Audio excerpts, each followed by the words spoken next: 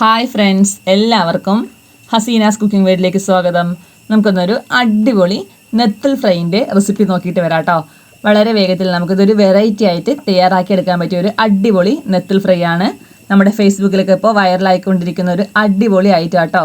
ഞാനും തയ്യാറാക്കി നോക്കി, അടിപൊളിയായിരുന്നു. നല്ല ടേസ്റ്റ് ഉണ്ട്. വളരെ കുറച്ച് ഇൻഗ്രീഡിയൻസ് മാത്രം മതി. അതിനായിട്ട് ഞാനിവിടെ ഒരു 1/4 കിലോ അളവിൽ നെത്തൽ എടുത്തിട്ടുണ്ട്. അത് നല്ലപോലെ ഒന്ന് ക്ലീൻ ചെയ്ത് കൊണ്ടുവരാം.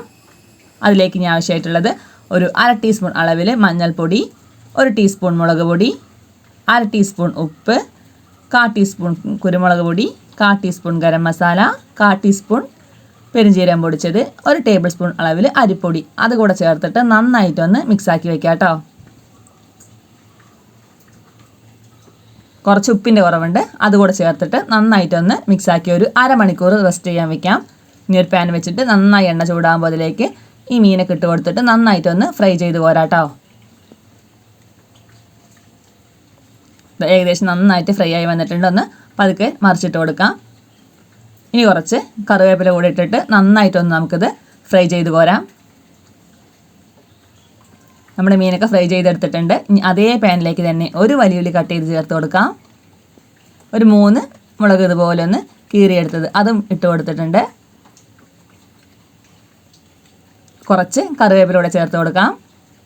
ഇനി ആവശ്യമായിട്ടുള്ളത് ഒരു 2 ടേബിൾ സ്പൂൺ അളവിൽ തേങ്ങ ഇതുപോലെ നീളത്തിലൊന്ന് കീറിയെടുത്തതാട്ടോ. അതുകൂടെ ഒന്ന് ചേർത്ത് കൊടുക്കുന്നുണ്ട്. 1/2 ടീസ്പൂൺ അളവിൽ ചില്ലി ഫ്ലേക്സ് അതും കൂടെ ചേർത്ത് കൊടുക്കാം.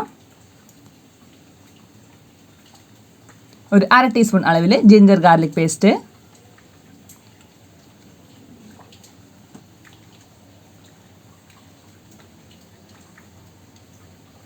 കാൽ ടീസ്പൂൺ അളവിൽ ഉപ്പ്, ഒരു 3/4 ടീസ്പൂൺ അളവിൽ മുളക് പൊടി, 1/4 ടീസ്പൂണ് മഞ്ഞൾപ്പൊടി,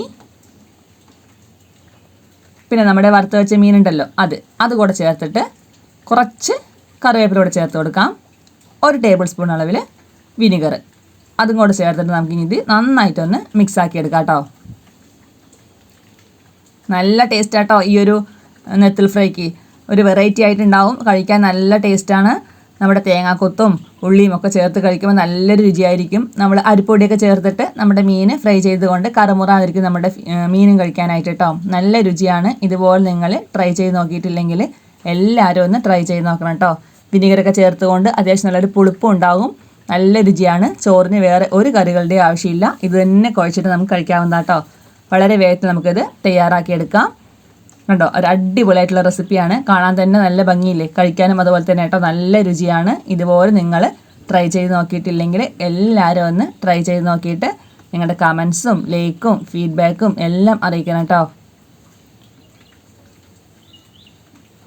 ഇതിലൊക്കെ കിട്ടുന്ന സമയത്ത് ഇതുപോലെ എല്ലാവരും ഒന്ന് ട്രൈ ചെയ്ത് നോക്കണേ.